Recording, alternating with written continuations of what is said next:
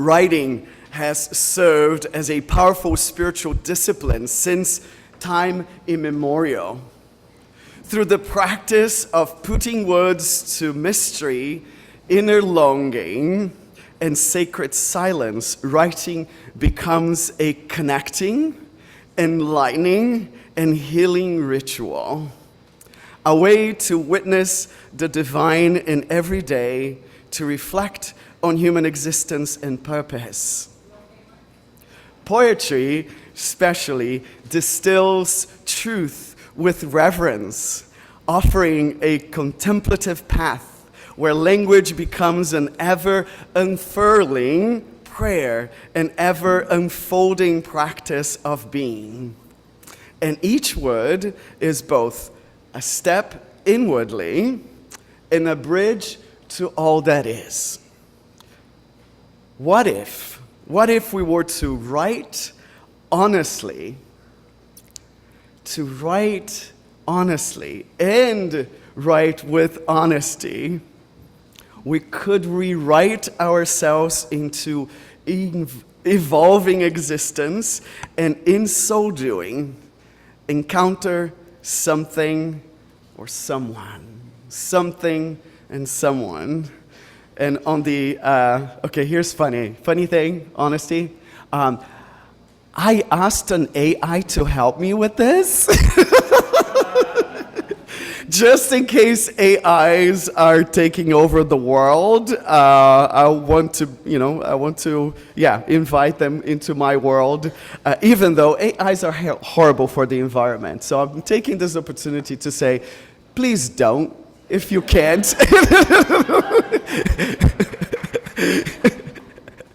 Now, going back to the 9th century, actually, from the Book of Equanimity, Case 12, Dezhong planting the fields. Dezhong was a Chinese Zen master in the 9th century, and he was the abbot of the Dezhong monastery. So here are his words. The introduction. Scholars plow with pen. Orators plow with the tongue. We patched-robed mendicants, lazy, watch a white fox on open ground, not paying attention to the rootless, auspicious grass. How to pass the days. How to pass the days. Beloveds, let's keep writing on this book of love. Let's keep writing. Oh dear, they've given me the microphone. Don't worry, I've got a time limit. I promise. So we didn't do a mic check. Is this good? Am I popping too much? Right, because I tend to project. It's my theater background, which you may have noticed. So, guys, I've been lucky, which isn't to say my life has been easy. If you're looking for easy, I do not recommend single trans mother raising 2 kids on a writer's income. I don't recommend it. What I mean by lucky is that whenever I have needed a mentor, I have found one. And so one of my greatest mentors throughout my life was actor, dancer, poet, and Peruvian national treasure, Victoria Santa Cruz. And of all the lessons she imparted on me, this is the one that sits closest to my heart. The goal is not the writing. Though the words have ever been my solace, my sanctuary, my succor, they are but building blocks towards something greater, one brick to click into another. It is only when we put them together in a cunning order that we call it art. Yet, the goal is not the art. Whether music or theater, prose or painting, yes, these creations bring shape to chaos, meaning to absurdity, beauty to the dreary confines of our mundane lives. And so what? Though art can thrill us with inspiration and weep inside our broken hearts, if it is in an empty chamber, it is only echoes and fades and becomes nothing. It has no meaning without someone to receive it. The goal, then, is the human being. It is connection, communion, whether immediate or across 1,000 years and miles. It is the exercise of empathy for ourselves, for those we know, for those we have not met, and yes, even those we do not want to meet. It is you who hear this or read this, you who sit here in wonder or disdain, you who embrace what art you love in all its glorious imperfections, and share it with the next, and the next, and so on. Yes, the goal is the human being, my fellow artists, and anyone who makes art can claim that title. Let this be your North Star, your compass needle, your quest marker, and your GPS when you feel weighed down with expectations to produce, to replicate, or to summon forth such awe and wonder that they do declare you a genius. I beg you, dear ones, when that heaviness presses down upon your hand, upon your head and heart, remember, that is not the goal. The goal is the human being, right? Which is you and me and all of us. Thanks, y'all. Be wise, O my sorrow, and be more tranquil. You called for evening, it descends. Here it is. A dark atmosphere envelops the city, bringing peace to some, worry to others, while the vile multitude of mortals, under the whip of pleasure, that merciless executioner, goes to gather remorse in the servile feast. My pain, give me your hand, come here.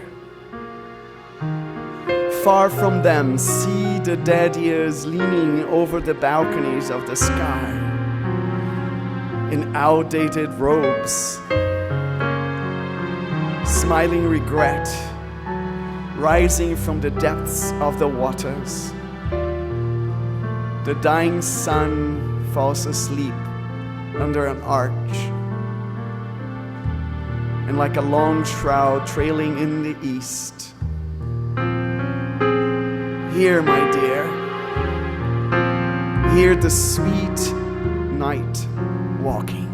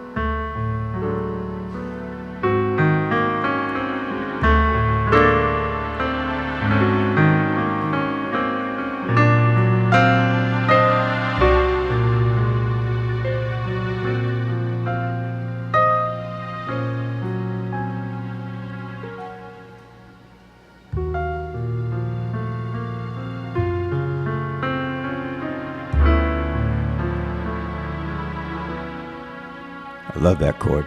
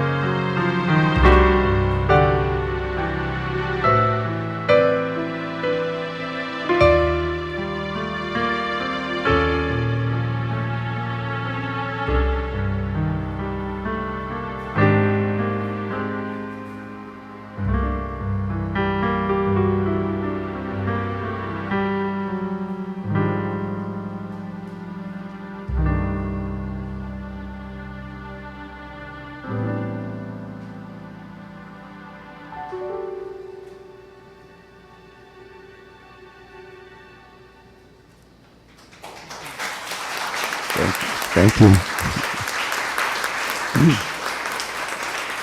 Thank you, Rev. This next piece is something I composed when I was living in New Orleans a while back. And I don't know if any of you have lived there or spent a significant amount of time there. New Orleans has a pretty strong shadow and an undertow. And it was very intoxicating, and I got caught into that whirlpool for a bit when I was living there. And this song is about that, and it's also about there being light somewhere in it while you're going through basically a shadow period. And shadow periods are very useful. I mean, Jung talks about that a lot. And so I went through my shadow period, and the song is about that, but there was also a light in there somewhere. And so this is called Esplanade Ridge, which is a beautiful avenue in New Orleans full of these decrepit, now they've been gentrified, but they were all these decrepit mansions. They were kind of spooky and beautiful, and I used to ride my bike up and down Esplanade like at 3 in the morning, listening to Brian Eno on my on my little whatever they had back then, the little cassette things. And so yeah, I'm trying to evoke this beautiful street that was haunting and gorgeous. And Esplanade Ridge, the opening lyrics are, "The sound of rain, the scent of flowers conspire again to steal my power. Still I recall there were days in our lives of lifting our heads to the sky, cupping hands filled with time." So those are the part of the lyrics.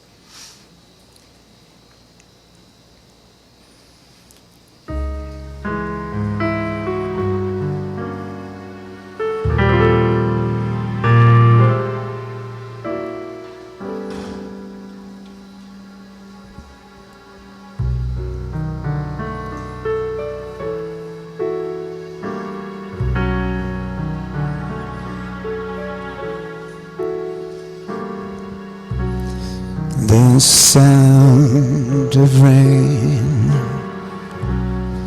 and scent of flowers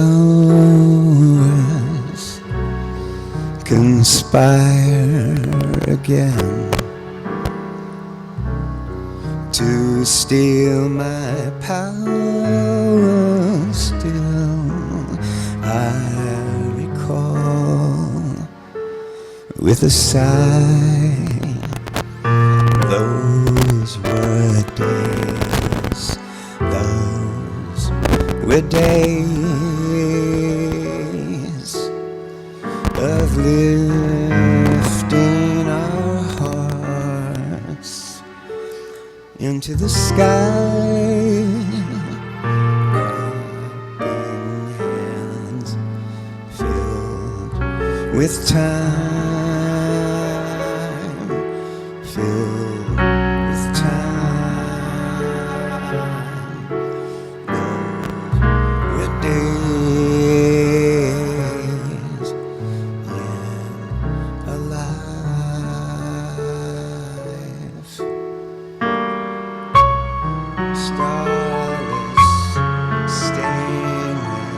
This absence of light, a candle in a window, burning through the night.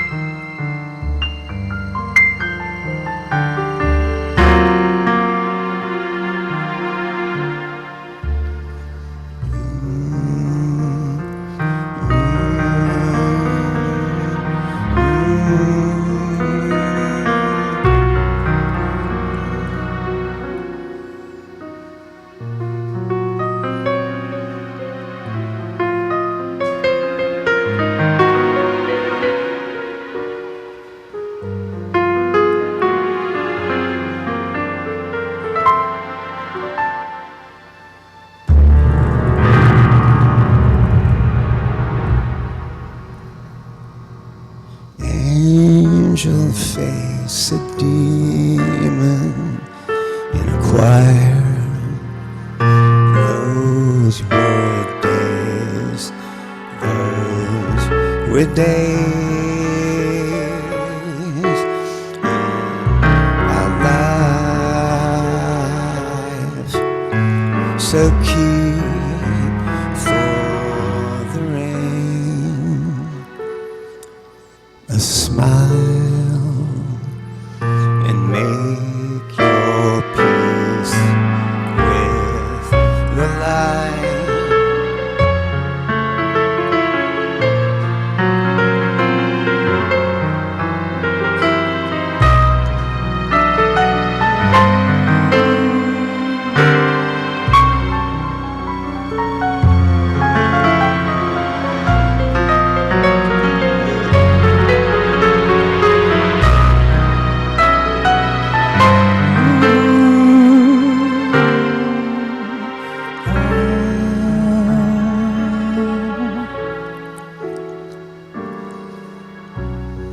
The sound of rain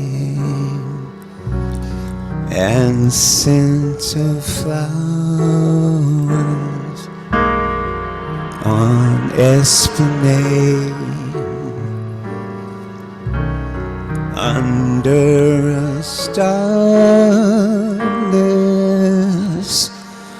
sky.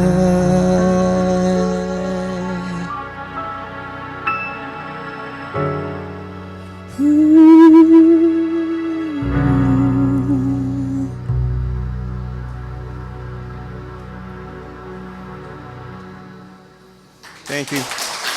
And the benediction is titled Fear. For many of us are experiencing so much of it, unceasingly, for many, many years. So this poem is by Khalil Gibran. It is said that before entering the sea, a river trembles with fear. She looks back at the path she has traveled, from the peaks of the mountains, the long, winding road crossing forests and villages. And in front of her, she sees an ocean so vast that to enter there seems nothing more than to disappear forever. But there is no other way.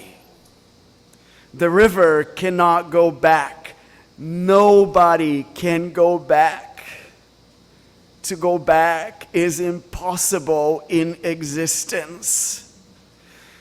The river needs to take the risk of entering the ocean, because only then will fear disappear, because that's where the river will know it's not about disappearing into the ocean, but of becoming the ocean. Becoming the ocean. For that is what we are all doing, beloveds, despite the torments and the storms and the ships of war and the tormented skies. Let us keep flowing into this ocean, and let us keep walking, journeying, flowing, and surfing with each other. Hallelujah, August. Hallelujah, August. Blessed be, blessed be. Peace. Hi, I'm Reverend Abby Tennis, and I use she, her pronouns. I'm Reverend Alexandre da Silva Soto, and my pronouns are they, them, and theirs. And we are the ministers of the First Unitarian Church of Philadelphia, where it is our mission to awaken love and justice in our lives and in the world. We're so glad you watched this video, and we hope that its message connects with your soul. We also want to invite you to join us for Zoom services Sunday morning at 11 a.m. or come in person at 2125 Chestnut Street, Center City, Philadelphia. Whether you join in person or online, In these services, you'll hear messages like you just heard. You'll get a chance to sing together, pray together, and even greet one another in coffee hour afterwards, whether you're brand new or a longtime member. You can always find a Zoom link to our services and more about what to expect on Sunday mornings on our website, philauu.org, philauu.org. The link is below. If you are connecting with this message and feel moved to give to the mission of this congregation, we invite you to click on the link below again and follow the prompts to give, or send a text message to 215-709-5095. And again, follow the prompts. If someone in your life needs to hear these words today, please share this video. And again, thank you so much for watching. We hope to see you soon. See you soon.